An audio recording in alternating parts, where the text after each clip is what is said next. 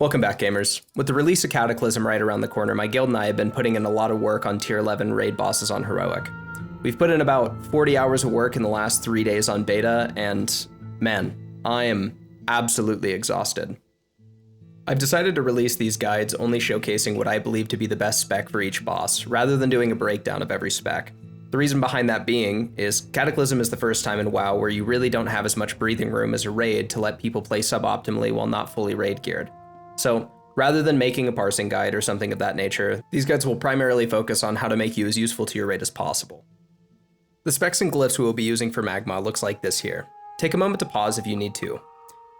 The reason we chose combat for our guild is because it provides a lot of utility being able to copy damage from Blade Flurry to make quick work of bone constructs during the burn phases, turning what might otherwise be a hard DPS check to meet for Armageddon into a relatively mindless cleave fight for the rest of the raid.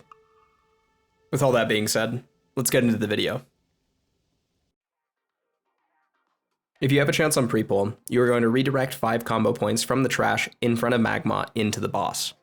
When you get to about 5 seconds left on your pull timer, you will use that slice and dice from the 5 combo points that you got earlier, then stealth and sprint into the boss and make sure to pop an Agipot as the pull goes out. Magmaw works a little differently than most cleave fights in terms of rotation because we want to try our best to maximize our DPS when we enter the exposed head burn phases. So some things you see on screen might look like an in-the-moment DPS loss, but they are set up to increase our DPS during those burn phases where we get the added benefit of point of vulnerability. Telling you when to use your cooldowns as combat is going to be an imperfect science because of the way Restless Blade works in Cataclysm. We can't say for certain at what time you're going to have your Adrenaline Rush or Killing Spree, but we do have concrete evidence about the opener. Popping Adrenaline Rush right after Sinister Strike into Slice and Dice and then holding Killing Spree until Deep Insights net us about 200 DPS over the standard opener.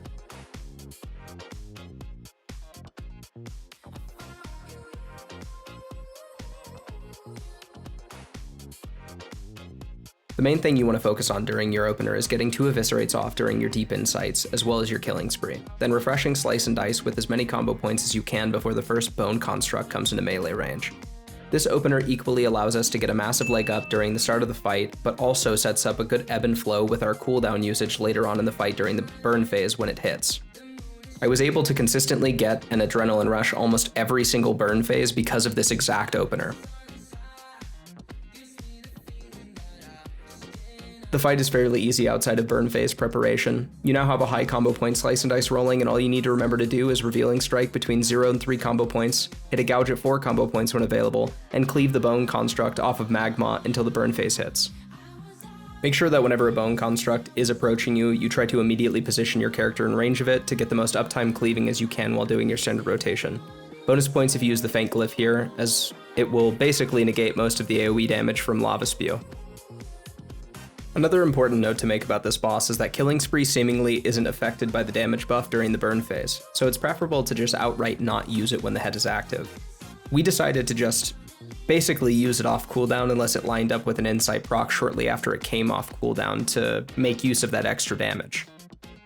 Alright, now let's talk about the burn phase that you're about to see on the screen. Worstery and I were both assigned to spiking the boss, so the way we went about preparation for the burn phase worked around that. But if your guild doesn't make you do it, congrats to you. We set up for that burn phase by building at least 3 combo points and holding that for a Slice and Dice until we came down from being spiked.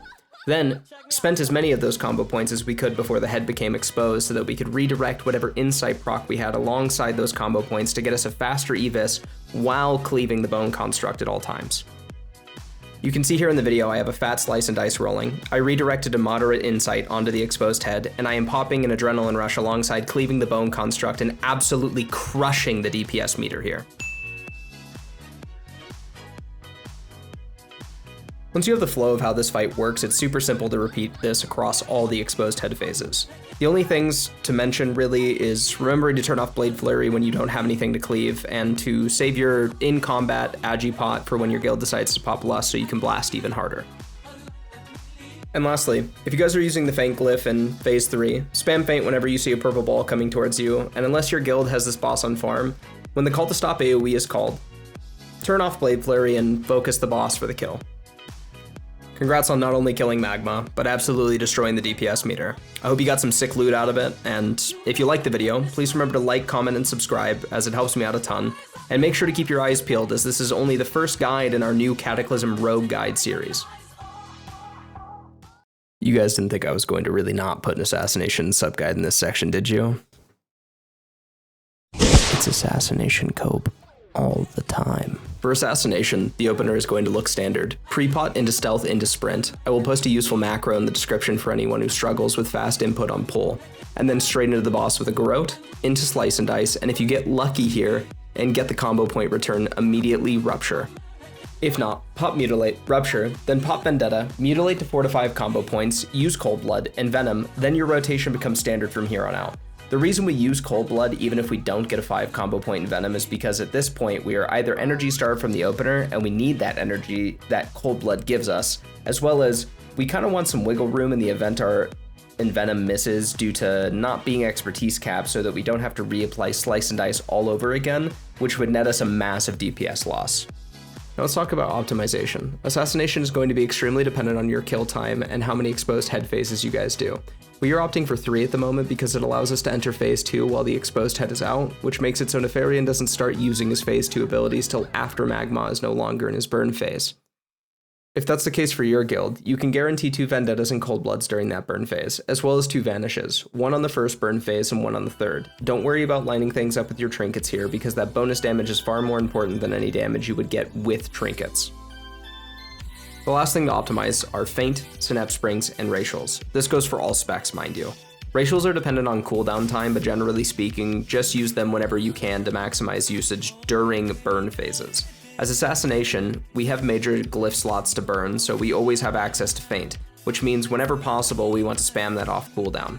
For Synapse Springs, feel free to rip this on pull, but try to line the other uses of it with the burn phase to ensure you are getting as much DPS as humanly possible out of that cooldown. Now let's look at subtlety. For sub, that redirect before the pull is a way bigger deal than it is for the 2 other specs, so make use of it. 10 seconds before the pull, use Slice and Dice and have your healer spam you with heals before the pull goes out to make use of Honor Among Thieves, as well as premeditation to get as many combo points between when you use Slice and Dice and when the boss is pulled. The way this will look in terms of input for pre-pull is on the screen. Trust me, I know it seems like a lot, but you get used to it. Honor Among Thieves can only proc once every 4 seconds, so you will probably only get 1 to 3 combo points from those healers, but that's okay because pre-med will give us an extra 2 regardless. Now that the pre-pull and the pre-pull are out of the way, onto the actual boss opener. You will immediately on-pull ambush the boss, pop whatever combo point rupture you have, emo, then pop Shadow Dance with your Synapse Springs. Usually you would pop Shadow Step here for its bonus damage with ambush, but honestly I'm not even sure you can Shadow Step this boss, so good luck testing that one on your own. Pop Recoup, and spam ambush, and then eviscerate when you have 5 combo points. After Shadow Dance is faded, you will do 1 to 2 normal rotations of spamming backstab into eviscerate until Find Weakness is about to drop, then vanish, ambush, pop preparation, do your normal rotation again until it's about to fade, then vanish and ambush again. Depending on your fight time, it might be smarter just to save this for the burn phase, but that's subject to your group and how fast they kill the boss, as well as when those burn phases line up with cooldowns. After that, which was quite a lot now that I have said it out loud, all you have to do is juggle Hemo, Slice and Dice, and Recoup while weaving in eviscerates until the burn phase happens, in which you just pop Shadow Dance all over again and watch your DPS skyrocket. Oh, and just in case you forgot, don't forget to use Feint. With that being said, this is the actual end of the video. Thank you so much, guys. I'll see you on the next one.